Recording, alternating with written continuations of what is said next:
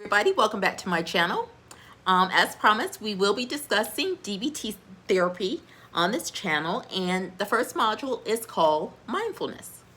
Now, the purpose of mindfulness is to reduce tension and stress, and also the goal is to stay in control of your mind and not let it wander off in all different types of directions. So it's really to help you stay in the present moment. So you don't want to be focusing like on your past, because we tend to focus on all the bad stuff that's happened in our past, which will cause us to feel depressed.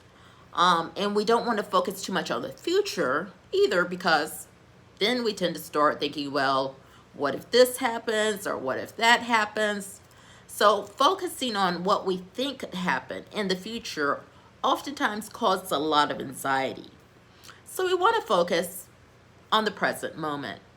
So in DBT, which stands for Dialectical Behavioral Therapy, there is what we call wise mind, which includes a balanced amount of emotions and a balanced amount of reasonableness, if I can get it out.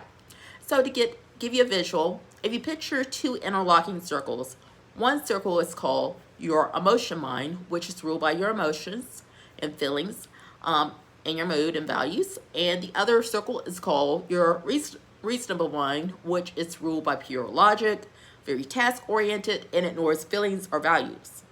Now, where the circles interlock is where we want to be. This is called the wise mind, which incorporates both the reasonable and emotional sides of your mind. So in order to stay balanced in our wise mind, we need to use core mindfulness skills. So there are two types of core mindfulness skills. One is called the what skill, and the other is called the how skill. So when using the what skill, our focus is on observing, describing, and participating by solely focusing on what we're doing in that very moment. So for example, if you're making a cup of coffee, instead of thinking about the million of things that you need to do that day that you really don't want to do, you focus on observing your hand, turning on the coffee maker, and then you describe mentally what you're doing as you do it. So you say in your mind, hey, I'm turning on my coffee maker. So as you're doing this, you're actually participating by turning the coffee maker on. Now, another example of this, when it comes to depression, is if for some reason you suddenly have the urge to cry, you will observe this emotion by taking a step back and thinking, I'm noticing I'm having the urge to cry. Then you describe it by becoming aware of the different body sensations, by describing how my heart feels heavy, my eyes are tearing, and you participate perhaps by journaling. Now, if you're at work or something like that, you might participate by using a distress tolerance skill, which I have a video on that particular module, and I'll link it in the video or in the description section. Now, the how skill includes being non-judgmental, one mindfully and effectively. So what does this mean?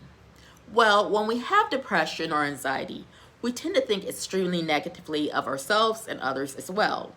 So instead of criticizing something we perceive as being done incorrectly, we choose to be non-judgmental. So for example, let's say you have a presentation at work, but you stand up for your presentation, to give your presentation, and you start to stumble all over your words. So normally you might think, oh my goodness, I'm such a loser, I'm such a lousy employee. But when you choose non-judgmental, you don't even judge yourself for judging yourself at that moment. So instead you think, well, everyone messes up sometimes, and then you focus on one mindfully. So you focus on what's the next point you need to mention, and then you choose to do whatever you need to do to be effective. So that might be just taking a sip of water to give yourself a moment to gain your composure, or perhaps you use a positive affirmation like, hey, I got this. So mindfulness is the very first module in DBT. Now, I know this was a lot of information we covered, so I will post on my website this information as well.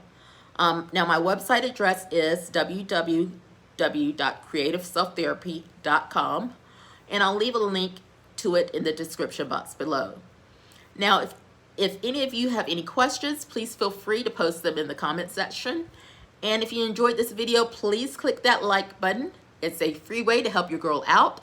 and feel free to share it with your friends if you think that this is something that would be helpful for them as well. Also, if you haven't subscribed yet, please take a moment and hit that subscribe button along with the notification bell so you will be the first to know when a new video comes out. And if you are a returning subscriber, you already know, you are my people. Thank you so much for watching and sharing my videos. I really do appreciate it. And I hope you have a great day. And I'll see you again soon. Bye.